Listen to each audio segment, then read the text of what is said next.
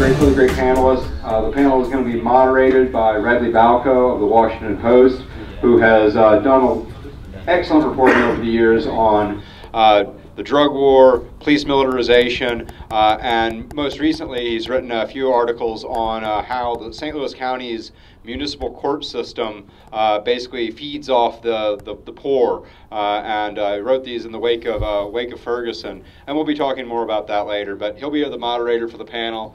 Then we also have Jeff Mittman, who's the executive director of the Missouri ACLU. He was originally going to be on the panel before lunch, but he had to go deal with some matters concerning Ferguson, and so he's just now getting here, so we'll let him speak first. Then we'll have Neill Franklin, who is the executive director of Law Enforcement Against Prohibition, and was a narcotics officer and trained many of the drug task forces in Maryland for many years.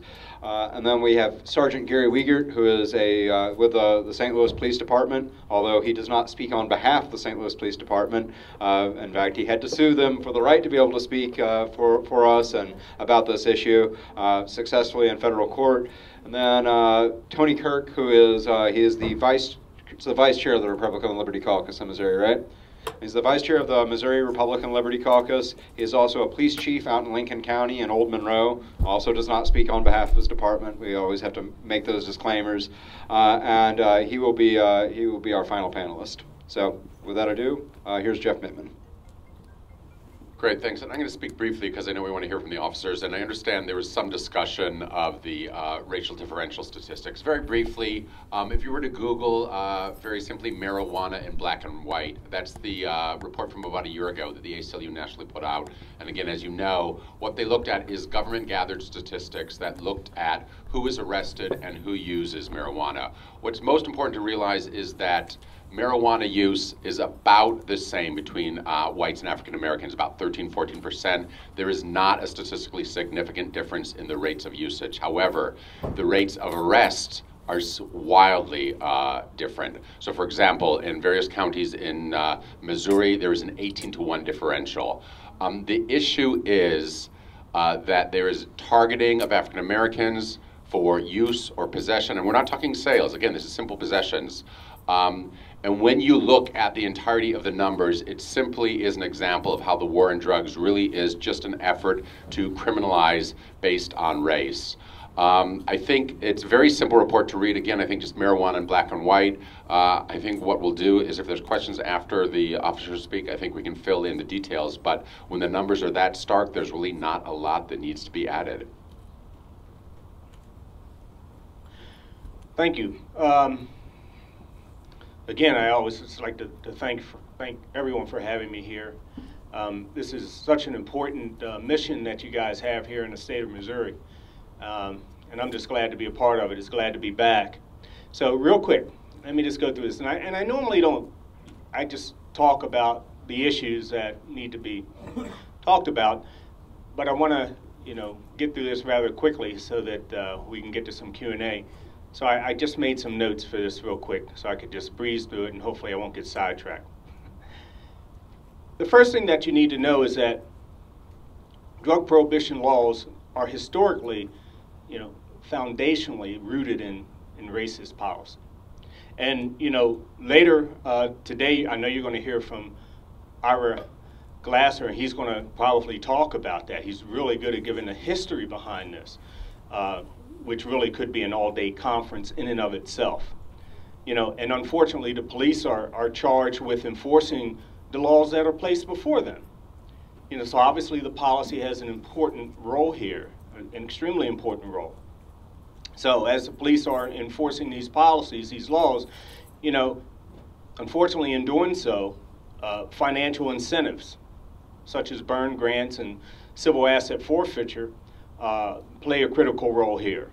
And a key part to that is the numbers of drug arrests that need to be made for the application process of these federal grants. And I'll talk a little bit more about where these arrests come from. So arrest numbers are an important aspect here, just raw numbers. And we're not talking about quality, we're just talking about raw numbers and a lot of numbers. There's been some mention about some of the data. the ACLU's national report, you know, we're still making more than 600,000 marijuana possession arrests around this country every year, despite some of the changes that we've had in some of the states, which are helping to roll those numbers back. And we know that although blacks and whites sell and use, for instance, marijuana and other drugs at relatively the same rates, we know what those numbers are regarding disparity issues. We still are arresting blacks at a much higher rate. Now, why is that? You know, why does that happen? You know, and I think that at the beginning here we're talking about race-based policing. You know, is it deliberate or is it not? Yes, it is deliberate. Yes, in some cases it is not. It's about the policy and the culture and how we go about policing. So let me talk a little bit about that. So again, since the 1930s and 40s, and even today, we have systematically demonized blacks, overly associating blacks with problematic drug use. You know, we've done this politically, and we do this through the media. You know, focusing on certain things that cause this to happen. Again, blacks sell and use marijuana at the same rates, but because of some things that have happened in policing, blacks now tend to, in certain communities, some mainly our urban communities, we do it openly. We sell openly, open air drug markets, and we tend to use openly as well for different reasons. Now, there was a time, you go back a few decades, and it was done in the living rooms, okay, through who you know. And that's similar to how the whites sell drugs today. It's usually through who you know. In going to the street corners, unfortunately, with that came violence, with our open-air drug markets, the competitive nature of the business. Police have to respond to the violence. We're called in by citizens to respond to the violence. So therefore, we're, again, making this association and in combating the violence, which is, again, these policies of prohibition, driving it to the street corners, open-air drug markets, is another significant piece of black-on-black crime that we're experiencing, that you hear so much about. And because of this type of enforcement, you know, again, we are, with the help of the media, seeing that this is very problematic within the black community.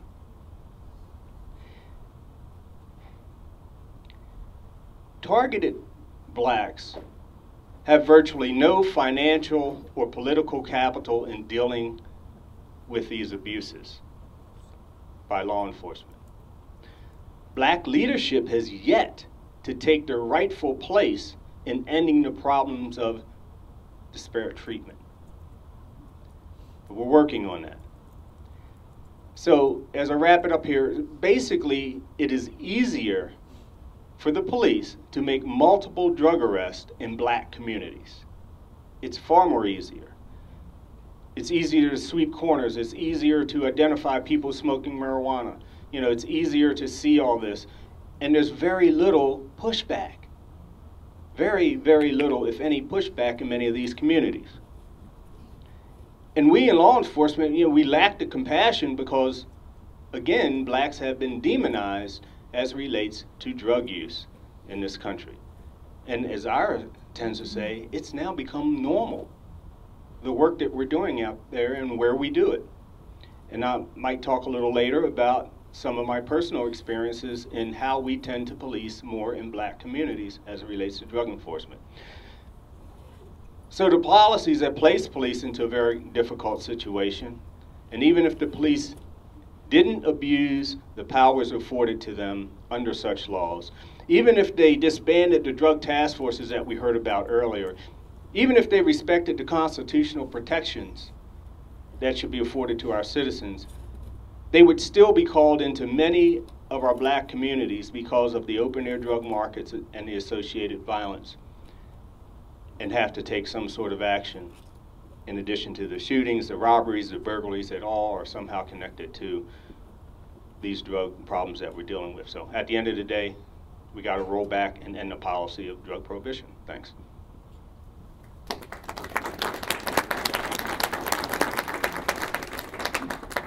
Okay, my name is Gary Wiegert, and I'm a sergeant with the St. Louis Police Department. I believe it was a year, was it 2 years ago we were here? It was 2 years ago when I first was brought on to lobby for Show Me Cannabis. And the police department ordered me not to speak to the media. And I had to, at that time, 2 years ago, I wasn't able to lobby. We sued and we won in federal court. And I tell that story to really show the hysteria that goes on still on this issue. Now, things have changed in 2 years. I don't see that hysteria anymore. But there's still some pushback. And I like to tell this story. I know some of you have heard this a number of times, but after I was allowed to lobby for Show Me Cannabis, I was then ordered the next day to come in and take a urine test. So I mean, that is the thinking that goes on. And I passed that test, by the way, because I've never taken marijuana in my life. You know, not really. I'm sorry, but it's just. But there's other reasons why I think marijuana should be legalized, and I look at it from a law enforcement aspect. And you know, when I first came on this police department in 1980, we had different priorities, and we had a lot of crime, especially back in 1980. But marijuana wasn't one of our big problems. So when I would stop someone with marijuana or arrest someone with marijuana, you'd come to the station with an arrest. The other police officers actually make fun of you.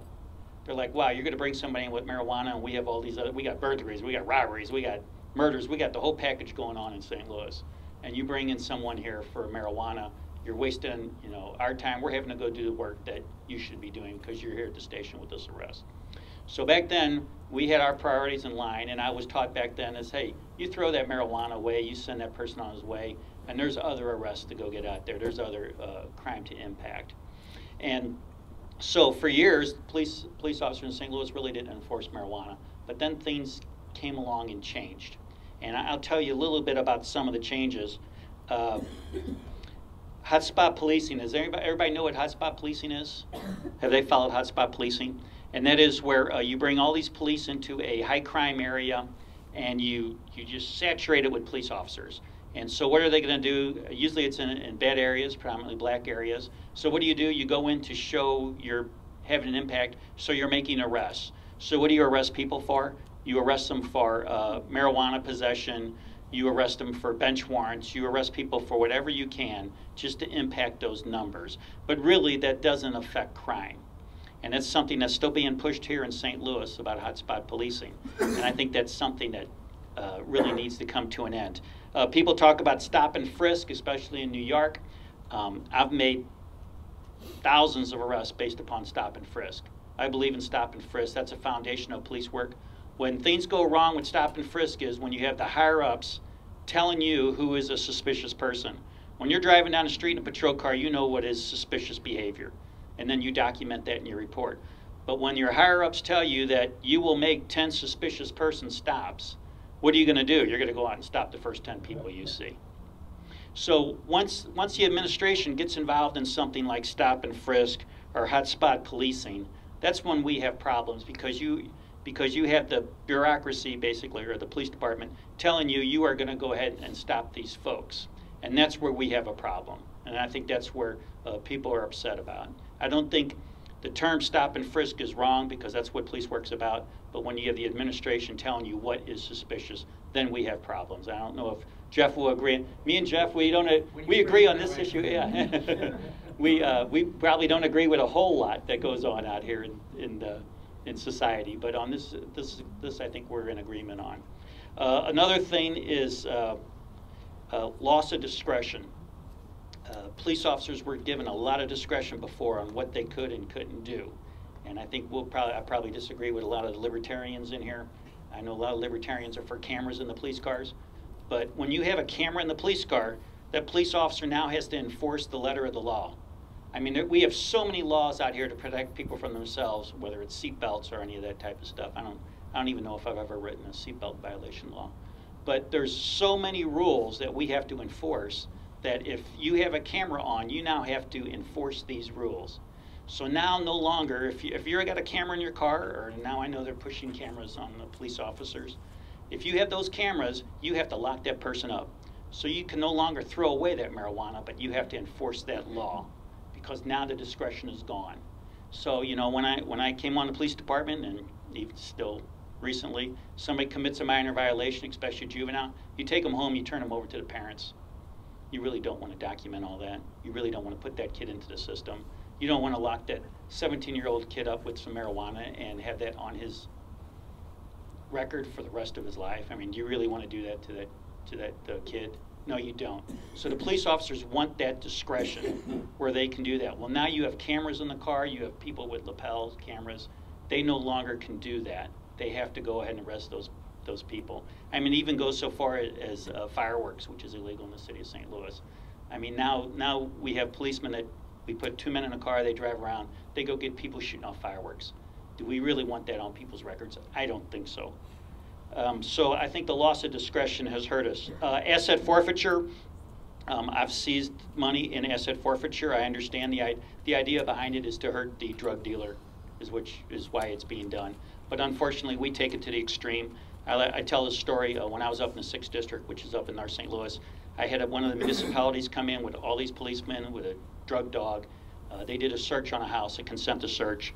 They found the drugs, and here's what they did. They took the drugs, they took the money, and they left. They left me with the prisoner and all the paperwork that went with it. And the reason they came down with overwhelming numbers was they wanted to seize that money. That this money helps these local police departments that are cash starved, and that's why they're doing it. And I think that's the wrong approach to do. This isn't why we have policemen out there, is to go fund our own programs. And to give you another little story about how money is seized, when we seize this money, we kick up the money to the feds. They keep 20%, and they kick 80% back to the local police departments. And you know, it'd be one thing if they spent money on my pension or on my pay, but they can't use it for that. So they use it to buy what I call toys. So you buy the MRAPs, you buy guns, you buy different things with it. So a lot of times it's really not necessary, but when you have this money, you need to spend it on that. And so unfortunately, you get these federal regulations because we're bypassing state law. And I believe in states' authority. I believe the state should have the final say on that, not the federal government telling us what to do here in Missouri. So in conclusion, hey, I always tell a little story. We've already talked about the enforcement with blacks and whites versus arrests, so I'll skip that part. But I always tell a little story. I was sent over to the street corner apprehension team, SCAT unit. And what you do is you go and you make a drug buy, and as soon as they make that drug buy, you jump in and you arrest the person. You send in marked money and you get them that way. We had a number of, in South St. Louis, we had a number of cocaine dealers, and they were shooting their customers. They were killing them. We had a number of murders going on. So I was called in. They said, hey, pick out where the cocaine dealers are going to be. And I knew all of them, so I was the backup. I wasn't the guy making the purchase. So we send in the buy. The buy is made. We swoop in to make the arrest. I tell this story too because the guy tries to eat the money, and it's very hard to eat money. It's cloth. It's almost impossible to eat. But he tried anyway. But we got that money back out of his mouth, and we arrested him. But while the deal was going down, he goes up to our undercover officer, who's mic'd up, and he says, hey, don't make me shoot you like I had to shoot the guy 2 nights ago. And what he's doing is he's just trying to impress him to make him comply so he doesn't get ripped off or whatever. So we come in, and then we charged him with, we advised him of his rights and told him he was being charged with the murder that we had 2 nights ago. And so his legs went to jelly. I mean, he realized now he done shot off his mouth. He told us where the gun was, who did the murder, that he was actually a witness to it, he was just bragging, and we were able to solve that case. And prior to that, we had a number of times we would drive up and people would come up and try to make sales to the police officers, and they were trying to sell marijuana to the police officers. And we would have to push them away, tell them to beat it, drive around. They'd send me in to go run them off the corner so we can come in and buy from the coke dealers. And so we actually had to run these marijuana dealers off because there were so many of them. Now, if we would have followed the letter of the law and locked up those people for marijuana sales, we might never have solved those murders on the cocaine deals. But we picked our priorities, and we did what was right. And we sent them on their way, and we got the cocaine dealers, and we actually got the murder in that case. And so that's why I tell the story about priorities, that police work should be about priorities, and marijuana should not be one of our big priorities. So thank you for listening, and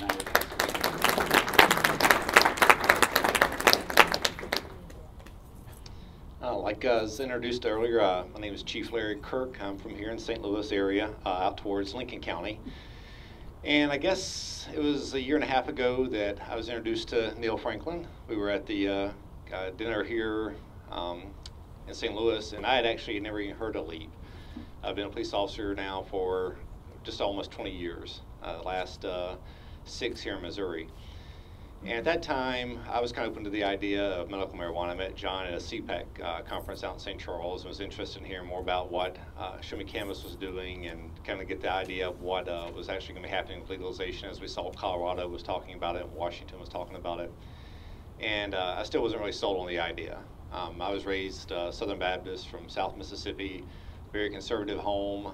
You know, you're raised that marijuana is bad, alcohol is bad. You're never really told why it's bad. I went to the police academy and was again told that marijuana was bad, not told why. I became a police officer. I spent most of my career with a special crimes unit which worked narcotics and vice. Was assigned to a multi-jurisdictional task force and later on with the high intensity drug task force, the U.S. Customs.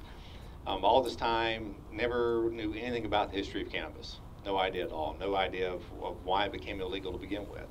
And it was never brought up. You were just told it was bad. I couldn't have told you what the difference between cannabis, marijuana, and hemp was. As far as I knew, they were all three the same, or they're all three different. I didn't know. But that night, I get to hear Neill speaking and get to hear more about LEAP. And we're talking about, you know, back in the old days when we would do drug warrants, wearing blue jeans and a windbreaker shirt, and our, you know, we'd hit a door with a sledgehammer and be 5 guys, you know, wearing blue jeans with pistols, and that was it. That was your whole raid unit. But when I got to hear Neill talking, and I got to kind of thinking about the idea of the morality issue, to me it was odd that our government has taught us that having an addiction or having a dependency on some drugs is okay, but you know, developing that for another drug isn't. So you start looking at, you know, dependency rates and addiction rates of alcohol and tobacco and caffeine, and these are actually industries that are subsidized somewhat by government, but for some reason marijuana was illegal. And you think about that, you were actually stopping people and arresting them for a small little bag of marijuana. And as you drive to the jail to book them in, you drive by bar after bar after bar full of drunks that when they're consuming a substance more harmful than marijuana. So at that time, I had put an effort in place to make it to where we decriminalize marijuana in the city where I'm at, where now if you get pulled over and we find it, we take it from you, you get a ticket, and you're on your way. You actually mail the ticket in. There's no court. It doesn't go into a criminal record or anything like that. But after hearing Neill that night, I was like, you know, I kind of like to get more involved with LEAP and everything. And eventually Neill wrote me back and asked me about being a speaker. And I took him up on the offer and have worked with John and then with Show Me Cannabis. And then just a couple weeks ago, Alaska had their campaign. And I got a phone call. I was in Washington, D.C., and our Speakers Bureau president, or head of the Speakers Bureau for LEAP, left a voicemail on my telephone and wanted to know if I was interested in going to Alaska to help with the campaign. And I thought he dialed the wrong number. I called Mike back and I said, Mike, you've called me and wanted to know if I want to go to Alaska to speak about marijuana legalization. I was like, surely you got the wrong number. And he's like, no. He goes, we want to know if you want to go, because I mean our organization has some big names in it. Norm Stamper, who was up there with me, former chief of Seattle PD. So you know, as far as I'm concerned, I'm kind of like a B-lister or C-lister. I'm not on the A team yet. So so Mike was like, so Mike calls back and he says, no, we'd like for you to go up there. So this is my first opportunity to go to Alaska. So that weekend I was at the Students for Liberty conference in Nashville. And one thing I really started kind of learning about when I got into actually learning about the history, why did we get to the illegalization of cannabis? Because people always talk about, you know, we're pretty much re-legalizing it.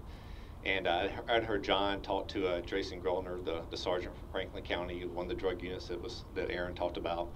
And as I heard him debating John that night, and I was sitting next to Gary, and I was like, this is a total embarrassment to law enforcement. Not that Jason was embarrassing in the way he presented himself in a way, but just the information that was being put out there was something to be shameful of as far as I was concerned. He was continuing to play the same myths that we'd heard over and over again, and now I was learning was wrong. And Gupta, the doctor from CNN, Sanjay Gupta, had came out a little while back and pretty much kind of apologized for being anti-legalization for all these years, or anti-medical marijuana. That's kind of the way I feel now. I feel that I had discredited the people I served by never educating myself on the role of the historical aspects of our drug policy in this country. And as I do my presentations now, I talk about the history and the U.S. Senate testimony by Harry Anslinger back in the 1930s. When I went to Alaska, I got to debate the head spokesperson for the No campaign in a city there, Seward, Alaska, who just the week before had voted 5-2 not to sponsor a legalization effort in Alaska. So I'm sitting there debating the lady that night, and I start off my presentation talking about, why is marijuana illegal to begin with? And we talk about the racist comments that Harry Anslinger talks about, where it's makes white women crave sexual relations with black men, and that it'll make you kill your brother, and it's the most dangerous drug ever in the history of man. And I'm going through all these things, and we talk about the racist aspects of the arrest records. And throughout the night, we get questions, and the debate's going really well as far as I'm concerned. And we get to the question and answer session, and the local coordinator for the campaign is in the audience, and she stands up and she begins to tell the audience and myself that she is appalled that I have come all the way from Missouri to Alaska to tell them some history from the 1930s that has nothing to do with what we're talking about today, and then to insinuate that Alaskans are racist, because there's no racism in Alaska. And everybody in the room looked at the lady like she was insane. So I proceeded to tell her that I didn't come all the way to Alaska to tell her she was racist or anybody else in Alaska was racist. But the history of the illegalization of cannabis is very important. I mean, think about it. We've based now almost 80 years of drug law on racism and nothing more. Even as early as the 1940s, we were told that scientifically it was fine. But we continue to do that all through the Nixon administration and all the way till today. And if you look at the arrest numbers, and I even told the lady, even in Alaska, you're 1.6 times more likely to be arrested black if you're white. And that's not even counting the Alaskan indigenous population, which is even more likely to be arrested. And this is a state in Alaska where it's legal under Supreme Court ruling to grow marijuana in your house. But Alaska spends 80% of their time arresting drug arrest. 80% of those are misdemeanor marijuana arrest.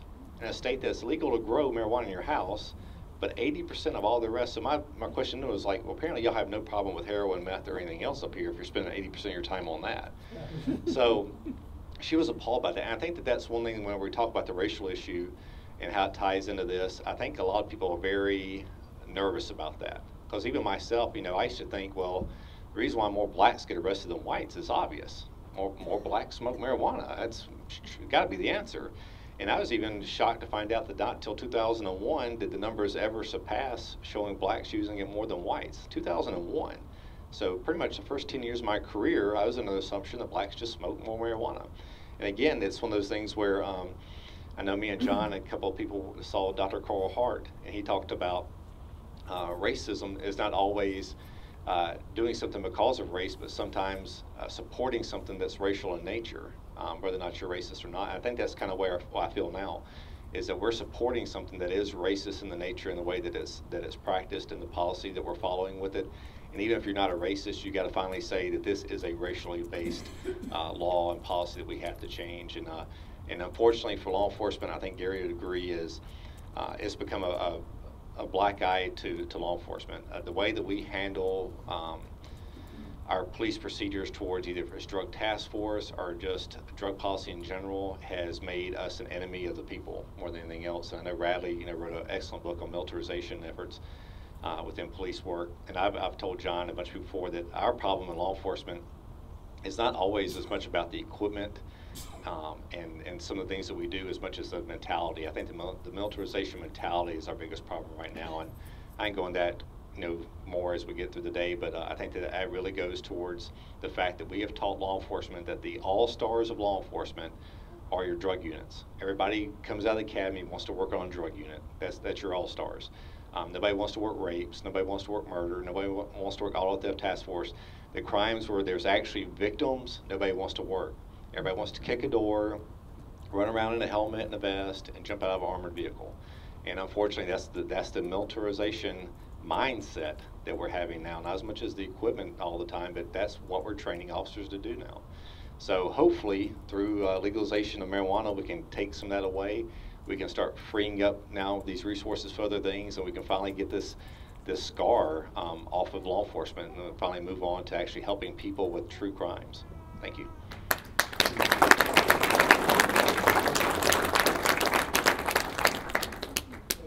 So I guess my job as a moderator in part is to try to inspire some provocative discussion. So I'm just going to say I don't necessarily believe the questions I'm going to ask. I'm just kind of throwing out the premise. So the first question I want to ask, though, is the racial disparities are obviously very troubling, but to some degree, is it a mistake to focus on the racial disparities and not focus just on the general injustice of the fact that the substance is illegal and people are being arrested for it in general? And I bring this up because I've heard lots of arguments from sort of the law and order right that, okay, so blacks are arrested at a much higher rate than whites. The solution to that is to arrest everybody at those rates, to enforce the laws aggressively in white communities just as we do in black communities. And so I'm just wondering if, in terms of building a coalition to overturn these laws, is it unnecessarily divisive to focus on the racial element as opposed to just the general injustice of the laws? Anybody? I think it's just a mistake to focus on race. I think you should talk about all the reasons, why we need to end the prohibition of marijuana. We need to talk about the fact that it's the #1 moneymaker for organized crime when you're looking at all the illicit drugs, according to the United Nations, that is, around 60% of the proceeds. We need to talk about the distractions to law enforcement, how we need to be focusing on crimes of violence. It was mentioned earlier about priorities. We need to talk about how it does fuel the violence in many of our communities. We need to talk about having marijuana in an unregulated place makes it more accessible to our young people. And again, not knowing what you're getting when you do happen to get your hands on it. So the quality of the product itself, what it's costing us financially. So I can go on, but at the end of the day, don't just talk about the racial disparities, talk about all the problems that the prohibition of marijuana causes, and there's many. One thing, when police write reports, in the police report, you just write the facts that you state. So when I come out and I say that the state of Missouri, it's 4-1 when it comes to black and whites arrests, in the country. When it's the state of Missouri, it's 2.5 to 1, and then in the state, in the city of St. Louis, it's 18.4 to 1. I don't say police enforce those because they're racist, because I wouldn't include myself in that package. But you just state the numbers and you say, okay, how do we change this, whether it's racist or not? And the way to change it is just by legalizing it. And that way it ends all, I don't think having to go out there and have to find more white folks to arrest with marijuana really helps the situation. I think that's just statistical-based policing, which is what we don't want. I think one thing that kind of ties into that was what Neill was talking about earlier with the open-air drug markets, and some of the problems that we have with that is whenever people keep talking about crime, you think about the shootings. People always say, well, the drugs is what's causing all the crime. You look at all the shootings and the gangs. It's not the drugs that's causing it. It's the competition for the market. Walgreens and CVS on every street corner in St. Charles County, I'm sure St. Louis County, and they're not outside shooting at each other across the streets. It's a legal regulated market. So we don't see that. You don't see that with Burger King and McDonald's because it's regulated. But we see that with street gangs. When I used to work gang interdiction and gang tactical, we'd have vice lords and gangster disciples shooting up every weekend because you're fighting for drug territory. So most of your crime that's coming from drugs isn't coming from the use of drugs. It's coming from the fights over the gang territory and targeting the black communities. I'm gonna blame Neill and John for this because whenever Neill was here last time, about 12 different people talked to him about The Wire TV show because it was based in Baltimore.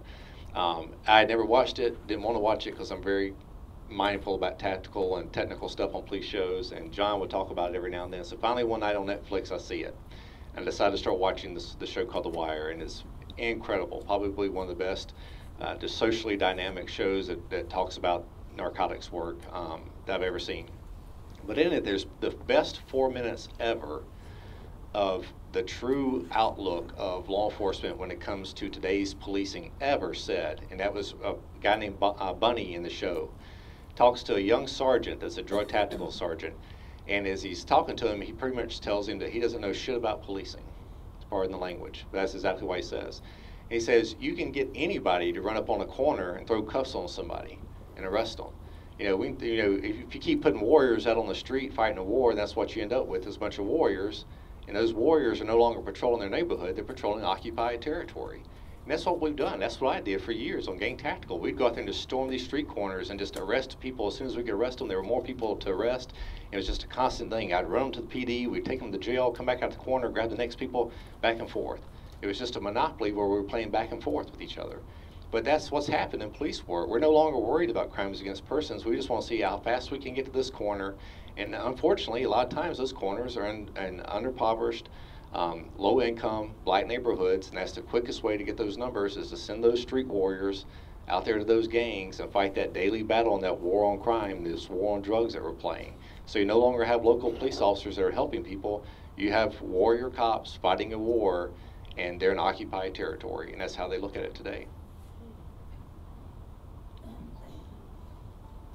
All right, so question for Mr. Midman.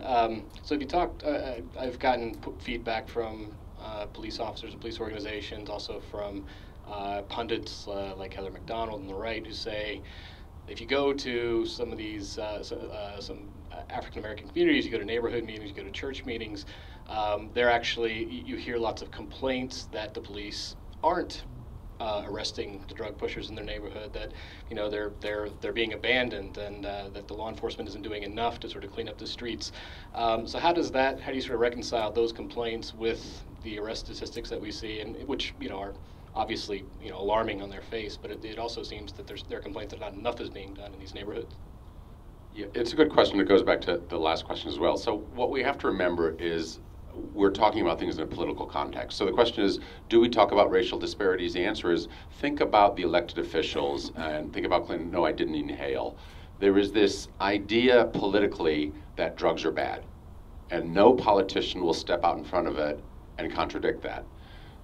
So when you look at the question of drugs and drug use and drug policy, we have not found the right message that will resonate with politicians and make them get away from the easy answer. So yes, you're correct. Just this last session, we were dealing with a bill about enhancing penalties for somebody who was arrested within so many feet of a school. And we said, this is a bad bill. First of all, it doesn't make sense, but the sponsor was actually a representative from a minority community who said, I need to protect my schools. And there was no way that even as the ACLU could say, listen, these laws are being used to target young men. So it's a challenging political context, and that's why I'm glad every year when we have this conference, because we are talking about the political messaging. We have to find what is the message that will grab hold with enough of the public who doesn't want to think about this. They want to talk about Beyonce or Kim. They don't want to think about things that are over there. They know half their kids are trying marijuana. Some of them, most of them at this point, tried it when they were kids. But if you're going to pretend it's not there and it's not an issue, it lets you not deal with it. So we have to try. Now, that being said, Americans are actually a fair people. So an example, death penalty. We find that when we talk about exonerees, people getting off, it changes their mind about the death penalty. We find sometimes when we talk about the racial disparities, it changes their mind about the death penalty. The answer is, what message will be the political hook that gets people who don't want to think about drug policy to think about why this is so unfair? Because the issue is, if you're white, if you're using it with your friends, if you're buying it from a friend, if you're using it in your home, it doesn't affect you and it's not that bad a problem. John, how much more time do we have? Okay. So I think one of the reasons why LEAP is such a powerful organization is to hear from actual law enforcement officers about the challenges kind of they faced enforcing the drug laws and the kind of perverse incentives that the drug laws create. I know in my own experience writing about these issues, you know, the warrior mentality, the you know, a generation or two of sort of dehumanizing drug offenders has really sort of ingrained a culture in policing that seems pretty difficult, like it's going to be pretty difficult to overcome. So I guess my question is, in terms of working within the police community, you know, when we get initiatives like this, it's usually the police organizations, the police unions are overwhelmingly opposed to legalization efforts or efforts to decriminalize. I guess, so it's a sort of a two-part question for the law enforcement people on the panel. The first is it possible to win support from the law enforcement community on any of these measures, or is the better strategy to just sort of go around them? And then second, if it is, sort of how do we go about changing that culture? You know, do we point out the pro-reverse incentives? Do we point out how it detracts from real policing? Do those arguments have any sort of pull within the law enforcement community? Yeah, so the basic answer is, you know, do we continue to try to convince the law enforcement community to come along, or do we just go around them? The answer is yes, to both. Okay, because there is a large population of law enforcement officers that obviously, I mean, because LEAP continues to grow like crazy with new members coming on board, and even members taking the risk of still being active in law enforcement and still taking that risk, you know, and then may have to end up suing like Gary did, you know, for their First Amendment rights. So we do have that group that we continue to bring on board through education. It was education that got me to see what was wrong here. Okay, so we continue with that group, but yet there is a segment of law enforcement that you will just have to, you know, they either get on a train or they get run over by the train. And that's my response to that. So it's yes to both. I think a big problem with, and there are many with the policing culture that we currently have as it relates to this drug scenario, again, because it is prohibited and, you know, it is driven underground and it has become a very violent place, law enforcement sees this drug situation one and the same with the violence in these communities. And a lot of the violence is you know, exerted against them as they're trying to enforce these policies. And they have trouble seeing this from a different place. And there's a lot of anger there. You know, there's a, you know, so education is key. So let me just end with this. These policies of prohibition, as Tony was saying, Chief Kirk was saying about that clip from The Wire, it has ruined policing. It has distracted us from being the true champions in the community, dealing with violent crime, the murders, the rapes, the domestic violence, the crimes against our children, because primarily what we do today is enforce drug policies. And what is that? What does that look like to most people? It is coming into the community, it is searching people, it is stopping people, it is violating their constitutional rights, it is trying to get into their cars and their homes to conduct searches. Corruption. Committing crimes ourselves, and it only takes one or two to tarnish the badge of all. And so this is how the communities are seeing us. The militarization of our police department sits squarely upon these policies of prohibition. It has driven a huge divide between law enforcement and the community, or at least is preventing law enforcement and the community from coming together. Just take a look at Ferguson. Ending these policies, continuing to work to end these policies, we will never have significant law enforcement reform, police reform, until we end these policies, because it is the Berlin Wall keeping us from moving forward with law enforcement reform. Yeah, I'll never forget, like my second day on the police department, a veteran officer told me, he goes, everything you need to know about police work is sex, drugs, and money, and that every decision out here that you will come across will involve those three things. And it really does. And police officers, and I look at this too, marijuana is a little different. When I arrest somebody with cocaine, I know that I'm keeping somebody probably from robbing you or breaking into your house. Because how do you fund that cocaine habit? You're going to do a burglary, you're going to do a robbery. Most people who aren't on Wall Street doing cocaine because they're not going to be on Wall Street very long. But the other drug, marijuana, the people are not doing robberies, not doing burglaries to fund buying marijuana. And so I think there's a difference in drugs and these drug sets. And so I always looked at it as like, hey, I'm going to impact crime if I go ahead and I lock up somebody with one of those other drugs of heroin. Heroin's another one, heroin and marijuana. So police officers feel like they are doing a good job for stopping crime, unlike marijuana. Now the thing about how to get the police to support them, I was the head of the union for 6 years. I kind of understand how things work there. A union won't move forward unless something will benefit the members. So what better way do you benefit the members than if you tax that money goes directly to the police officers' pensions. I think that's the easiest way. I mean, I know people don't like these deals. I'm looking over at the Libertarian group over here. I know they won't like those deals, but that's what you have to do. I mean, to get police organizations to support them, fund them, because otherwise, when they seize money, that goes to buying guns and vests and things like that. So they're going to be supportive of that. So I mean, the best way to do it is, I think, to make your trade-offs and make them happy. At least that would have probably worked with me. I think it's just real quick on what Gary said. It's kind of funny if you think about it, because it's like police will get behind legalization of marijuana if they're making money from drug sales. So I don't know what you're thinking about.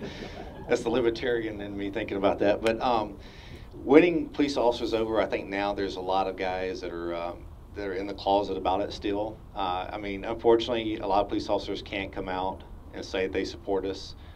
There's police chiefs that are more than willing to fire people over it. There's city boards that are willing to fire people over it. I'm lucky in the position where I'm at that I've got a good board and good mayor and city attorney and city prosecutor that are able to allow me to come out and say these things. We've actually got a police chief in South Carolina that said that he would actually investigate local people who are trying to push for legalization in South Carolina. Just investigate them just because they want to be outspoken about that. So I think that there is a group of young officers that are coming up now. They're starting to question why we're doing this. I think that, you know, through the internet and just through, I think officers nowadays are more receptive to trying to learn why something's in place where in the past they weren't. You're not going to get too many police officers that have got 20 plus years to change their mind, because that's who they are. I mean, you've got police officers that have been serving narcotics units for 15 years, and they go home every night. That's their persona. That's who they are. That's what they've been their whole life. And now all of a sudden you're going to tell them, oh, well, we don't need you to do that anymore. So they kind of feel worthless to the community. But I think the younger officers are. I think that there's people that are listening. They're starting to understand that. They're doing their own research.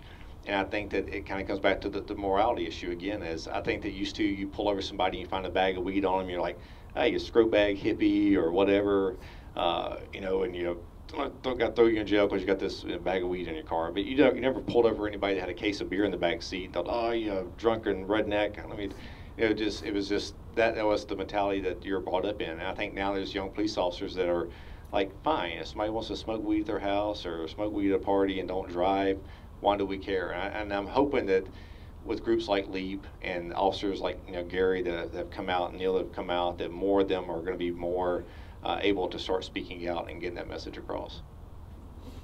One thing, I hope I wasn't clear on that, when the police seize money, that the money should go to police. It should be from the sales of marijuana, the taxes. I want to be clear on that one. So I'll just tell a quick little anecdote to close up. There's a great, in Nashville, we have a really good local news investigative team. Usually local news is bad about this stuff, but we have a really good team. This guy, Phil Williams, does great work. He's been doing this long series on asset forfeiture, and he had a story about a guy who was pulled over west of Nashville who happened to be a federal cop. But his wife is Latino. She was driving at the time. It was a rental car. They got pulled over. The police, they have this, conversation, becomes very contentious. They bring out the drug dog. The drug dog alerts, search the car from top to bottom. They find nothing.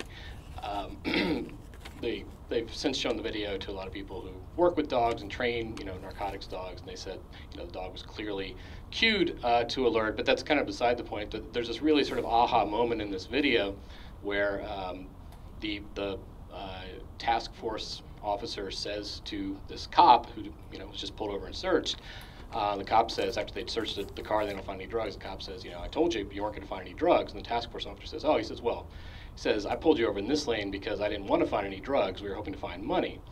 Now, if you think about that for a second, the news station then did an open records request, and they found that eight out of every 10 stops for sort of suspected drug couriers, the people who meet the drug courier profile, were made on lanes that were leaving the city, not going into the city. So even if you support the drug war, even if you think that like we need to fight the drug war to keep the drugs off the streets, when you have these asset forfeiture laws, the incentive for police is actually to wait for the drugs to get into the city, to be sold and to be on the streets, and then to pull over the couriers as they're leaving. Because if you pull over a car full of drugs, it's no benefit to the police department, with the exception of maybe it'll get you a couple federal grants. If you pull over a car as it's leaving after they've sold the drugs, that cash can then go back to the police department. So, you know, when you talk about perverse incentives, it's a good argument to use with people who actually support the drug war, at least in terms of ending asset forfeiture. But, anyway, thank you for listening to our panel, and I'll turn it over to John.